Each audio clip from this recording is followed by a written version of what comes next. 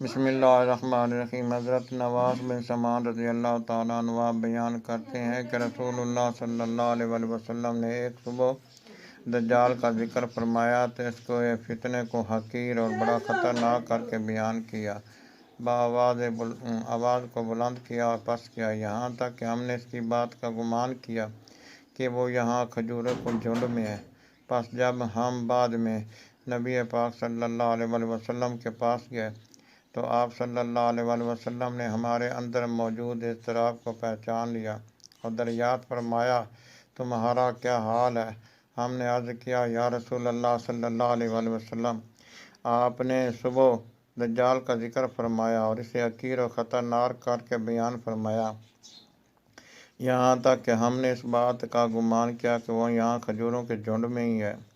تو آپ صلی اللہ علیہ وسلم نے فرمایا، دجال کے علاوہ اور چیزوں سے مجھے تمہاری بابت زیادہ اندیشہ ہے۔ اگر دجال میری موجودگی میں نکلا تو تمہاری جگہ میں خود اس سے نمٹ لوں گا، اور اگر میری زندگی کے بعد نکلا تو ہر آدمی خود اپنے نفس کا دفاع کرے گا، اور اللہ تعالیٰ ہر مسلمان پر میرا جان نشین ہے، میری بجائے اللہ تعالیٰ نگران ہے۔ وہ دجال نوجوان اور گھنگریالے بالوں والا ہوگا، اس کی ایک آنکھ انگور کی طرح ابھری ہوئی ہوگی، گویا کہ میں اسے عبدالعزیٰ بن قطب سے تشبیہ دیتا ہوں۔ پس تم میں سے جو شخص اسے پائے اسے چاہیے کہ وہ اس پر سورہ کہف کی ابتدائی آیات پڑھے۔ وہ شام اور عراق کے درمیانی راستے پر ظاہر ہوگا اور دائیں بائیں فساد پھیلائے گا۔ اے اللہ کے بندو، اس وقت ثابت قدم رہنا۔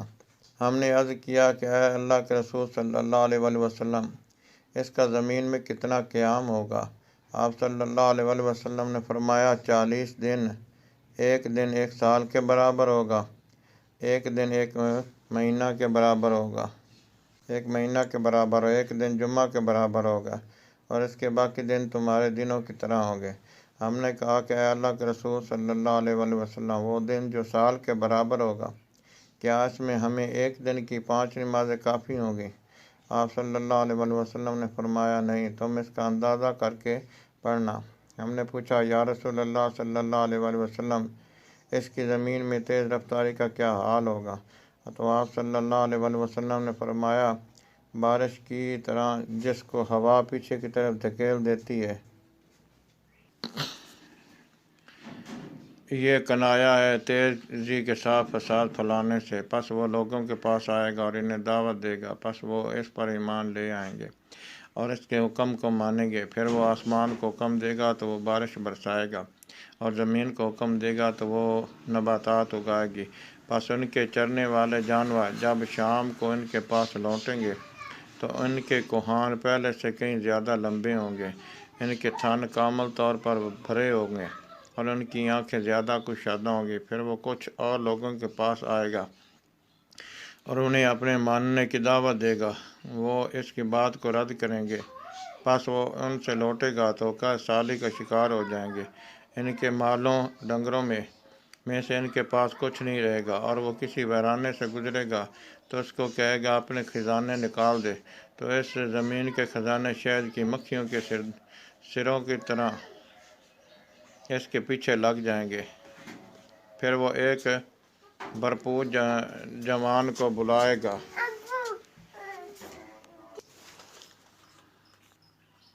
اور اس پر تلوار سے وار کرے گا، جو اسے تیر انداز کے نشانے کی طرح 2 ٹکڑے کر دے گا۔ پھر اسے بلائے گا تو وہ اس حال میں آئے گا کہ اس کا چہرہ چمک رہا ہوگا اور وہ ہنس رہا ہوگا۔ پس دجال اسی حالت میں ہوگا۔ اللہ تعالیٰ حضرت مسیح ابن مریم علیہ السلام کو زمین پر بھیج دے گا۔ پس وہ آسمان سے دمشق کی مشرقی جانب سفید مینارہ پر زرد رنگ کا جوڑا پہنے ہوئے اپنی ہتھیلیاں 2 فرشتوں کے پروں پر رکھے ہوئے اتریں گے۔ جب وہ اپنا سر جھکائیں گے تو پانی کے قطرے گریں گے، اور جب اپنا سر اٹھائیں گے تب بھی موتی کی طرح چاندی کی بوندیں گریں گی۔ جس کافر کو بھی آپ کی سانس کی بھاپ پہنچے گی وہ مر جائے گا، اور آپ کا سانس آپ کی حد نگاہ تک پہنچے گا۔ پس آپ دجال کو تلاش کریں گے یہاں تک کہ اسے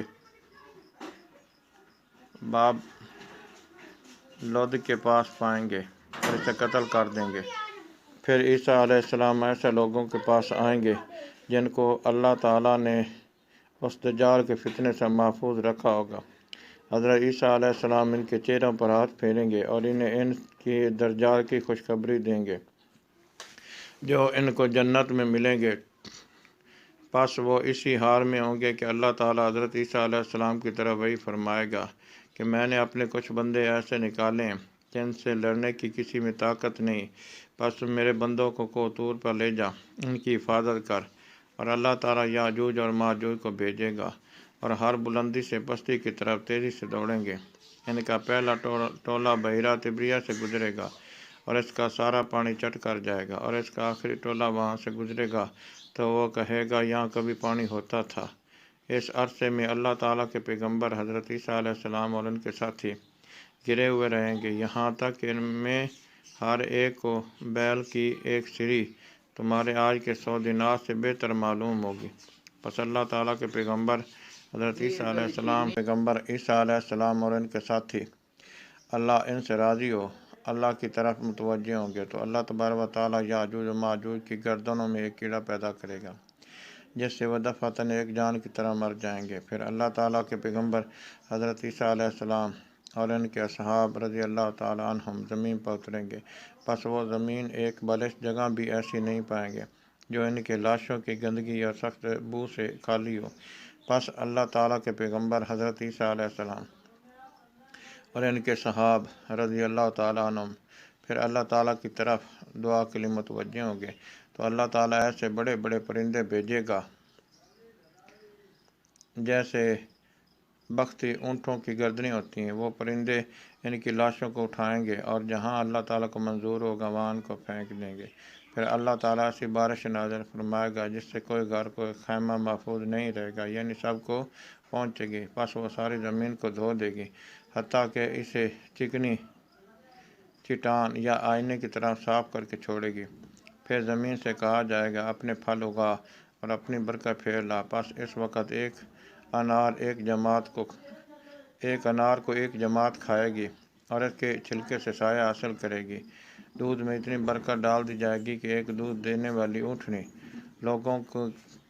لوگوں کی ایک جماعت کو کافی ہوگی، اور ایک دودھ دینے والی گائے لوگوں کے ایک قبیلے کو کافی ہوگی، اور دودھ دینے والی ایک بکری لوگوں میں سے ایک گھرانے کو کافی ہوگی۔ پس وہ اسی حال میں ہوں گے کہ اللہ تعالیٰ پاکیزہ ہوا بھیجے گا جو ان مسلمانوں کو ان کے بغلوں کے نیچے سے لگے گی۔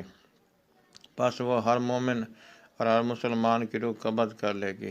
اس کے بعد صرف بدترین لوگ باقی رہ جائیں گے جو اس زمین میں گدھوں کی طرح اعلانیہ لوگوں کے سامنے عورتوں سے جمع کریں گے۔ پس انہی لوگوں پر قیامت قائم ہوگی۔